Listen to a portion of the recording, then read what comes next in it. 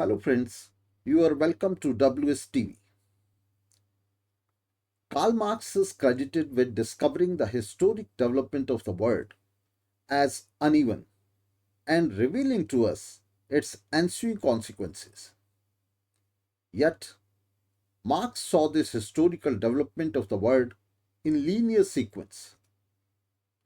In his preface to the first German edition of Das Kapital, Marx thus wrote in 1867, quote unquote, the country that is more developed industrially only shows to the less developed the image of its own future.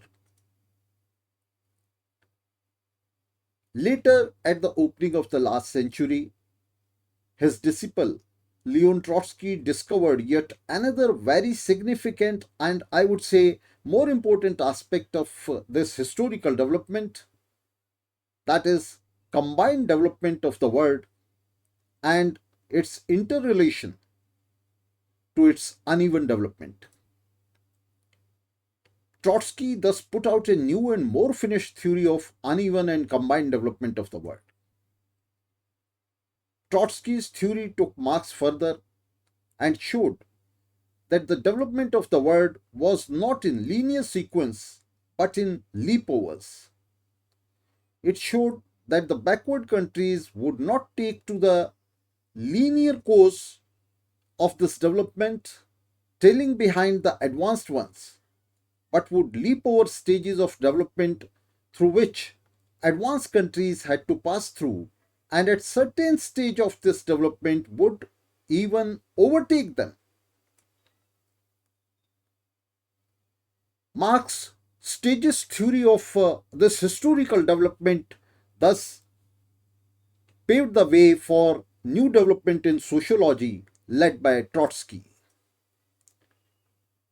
German author Parvus alias Alexander Hafland had already marked broad lines of this course in relation to peculiar development of Russia in a series of articles that he wrote in Iskra newspaper. Trotsky later discovered it in general development of the world as a whole. Marx's Russian journey starts in 1846 with correspondence with two Russian authors and thinkers, Pavel Vasilievich Annenkov, a critic, and Nikolai Sazonov, a wealthy landlord. It closes with Engels' death in 1895. Marx and Engels influenced at least three generations of Russian revolutionaries. Marx hated Tsarist Russia, looking upon it as gendarme of European reaction. Marx thought that arousing Europe against the Russian gendarme was the core task of the civilizing mission of the West in the East. 1860s saw the rise of Narodism, an agrarian socialist movement that based its hopes upon the peasant mass but later turned to terrorist methods. Russia had no industry and no working class by then. Amidst vast mass of peasantry, it had a thin layer of intelligentsia. Representatives of proletarian socialism in Europe and peasant socialism in Russia were thus drawn closer through these Narodist thinkers. Marx befriended Russian Bakunin, who was involved in Spanish, Swiss, and Italian anarchist movements, but then had a rift with him. It was later on that Marx developed a rift with Bakunin. On 12th March 1870, a Russian group surprised Marx by asking him to represent them on General Council of First International. In 1872, first volume of Marx Das Kapital was translated into Russian, first by Danielson in Nerudnik. Surprisingly, St. Petersburg alone consumed 900 printed copies within few weeks. The book Das Kapital, though made no impression on Europe, Europe simply ignored Marx Das Kapital. Eurocentric analysis of Marx in Das Kapital was based primarily upon Western industrial capitalism, and it presented a blend of English classical economy with German philosophy. Russian censor passed it, thinking it to be too scientific for common people to understand. But Marx's cover page picture was confiscated by the Russian intelligence. Second edition of Das Kapital was also allowed by the censor. Surprisingly enough, Adam Smith's book was confiscated just before it. And this is the irony of history. Finding their echo in Russia, Marx and Engels learned Russian language, I mean to say. At 50, they also read statistics and sociology. After Russian experience, Marx intended to revise first volume of his Eurocentric work Das Kapital. Chernyshevsky, Russian economist and thinker, was in externment to Siberia at that time. Marx tried to rouse Europe in protest against his externment, but was prevented by Russian friends as they thought that this intervention may do more harm to Chernyshevsky himself than good to him. Marx was influenced by and praised Dobrolyubov, a brilliant Russian thinker who died at the age of 25. Amazing. Russian commune, Obshchina, existed alongside feudal property at that time.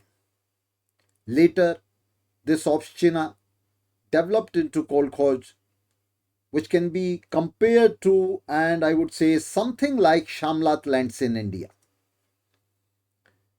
After peasant unrest and a whole series of uprisings, one after the other, 1861 saw the emancipation of serfs in Russia. Serfs were like bonded labor tied to the land.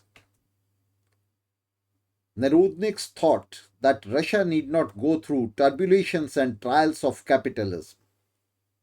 Rather, according to Nerudnik's, must find socialism in her native rural tradition, which she only needs to cleanse of feudal remnants. They thus advanced a special route for Russia to socialism, totally different from that of Europe. This emanated, in fact, out of Russian Slavophilism, a sort of racial chauvinism. Karl Marx thus refuted it and distanced himself from it. But more surprisingly, in 1877, Marx wrote to a Russian journal that Russia had a chance to skip capitalism and slip directly from feudalism to socialism. But this notion of Marx contained a rider. Qualification was a chance would be lost if Russian commune starts to disintegrate in the meanwhile. A stimulus from outside, most probably from Europe, would thus be needed to enable Russia to build socialism on rural commune. Europe thus would achieve socialism before Russia. Russia may have shortcut to socialism after Europe. In 1881, Marx and Engels hailed assassination of Tsar Alexander II. They claimed that this assassination may foreshadow Russian commune.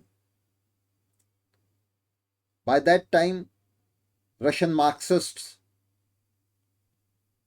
who at that time addressed themselves as social democrats, had started to enter the scene.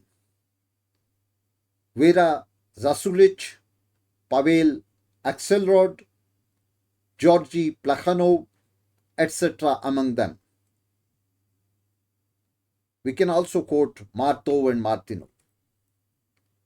They opposed Narodniks tooth and nail, precisely on the points where Marx and Engels supported them and agreed with them. It must be noted that Marx and Engels are supporting Narodniks on the point where Russian Marxists, disciples of Marx, are contradicting them, are opposing them. So Russian Marxists opposed, on the top of it, Narodnik tactics of terrorism. They advocated a fight against autocracy, not the autocrat. They condemned assassination of the Tsar as nonsense adventure. And I remind you that Marx and Engels had not only accepted this assassination but had praised it, glorified it. They saw it as threshold to a revolution. But Russian Marxists, disciples of Marx and Engels, they opposed this terrorism and terrorist tactics. History proved Russian Marxists right and Marx and Engels wrong. Early Russian Marxists believed that Russia had to go through capitalist industrialization and bourgeois democracy like Europe, and in any case it cannot skip the stage. These Marxists believed that Russian village commune was already irretrievably disintegrating. They placed all their hopes on working class. Das Kapital was authority for both Narodniks and their opponent Social Democrats, or we can call them Russian Marxists. But Marx and Engels gave cold shoulder to Russian Social Democrats or Russian Marxists. In a 1881 letter to Vera Zasulich, Marx wrote that it was no point to quote Das Kapital against Narodniks and rural commune, as the work was based on analysis of Europe and it was a Eurocentric work. So they limited the sweep of their own work, Das Kapital, saying that it was Eurocentric, therefore it does not apply to Russian conditions in matter and spirit. And therefore they opposed the efforts of Russian Marxists to counter Narodniks on the basis of Das Kapital. Marx saw socialist potential in disintegrating commune too. After Marx died in 1883, Engels took over.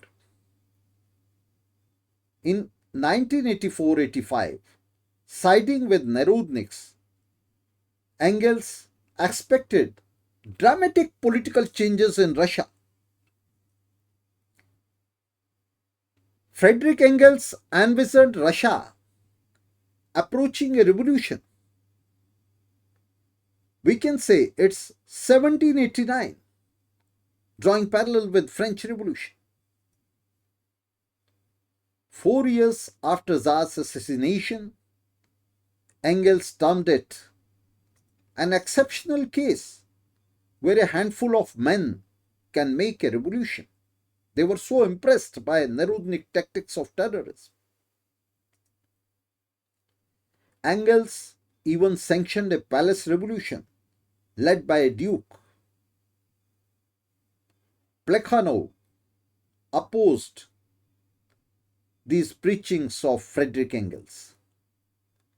Russian Marxists condemned these propositions as dangerous illusions entertained previously by Marx and now by Engels. We saw how this assassination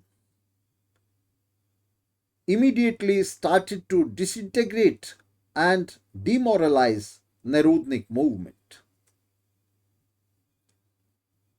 Karl Marx's Russian pupils were right, and in fact, Marx and Engels were wrong in that. In early 1890s, Engels realized that rural commune was part of the dead past, and they turned to Russian Marxists, social democrats at that time. Engels then tried to impress Danielson and other Narodniks, but all in vain. Danielson retorts furiously, accusing Engels of betraying Marx. In 1891, Russia suffered widespread drought and famine. Danielson blamed it on emerging capitalism. Engels said that the opportunity for Russia to skip capitalism was already lost 2 decades back as Europe delayed its socialist revolutions. Engels saw Russia on the verge of revolution, but a bourgeois anti-feudal revolution, not a socialist one. Narodniks continued to place their hopes for revolution in dying rural commune, but they were right in their calculation that with rural mass poverty, capitalism cannot go much far in Russia. Plekhanov was wrong in perceiving that Russia may take to road of European capitalist development. Unfortunately, the second generation of Russian Marxists, including Lenin, initially shared this illusion with Plekhanov. Neither Marx or Engels, nor Plekhanov or Lenin could envision that. Only Narodniks were right in it.